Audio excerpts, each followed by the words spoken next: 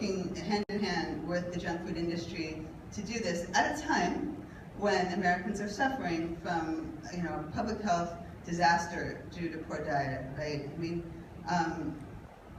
It'd be bad enough if we were all healthy, but we're not. We're already suffering so much from diet-related diseases. And so what Mother Jones did was show directly the disconnect between what the federal government tells us, right? So I mentioned before the dietary guidelines, and there are a number of ways that the federal government, gets it sort of right about how we should be eating, and then the money being spent in contrast on this checkout program and with these unhealthy foods. And so, the federal government in the past has said, rightly so, Americans need to reduce our saturated fat intake and certainly reduce sugar intake. Well, I just showed you examples how that has a big disconnect with the products that are being served, and on and on. So again, it's and this is typical in the federal government, that one hand doesn't know what the other hand's doing, or it's more like, well, one hand is conflicted with what the other hand is doing.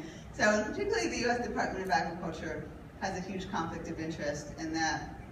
On one hand, that agency is charged with telling Americans how to eat right. So the Dietary Guidelines for Americans and food assistance programs are about helping Americans eat better. And on the other hand, they represent the animal agribusiness industry and all of agriculture. And of course, the business of agriculture is to sell more products. And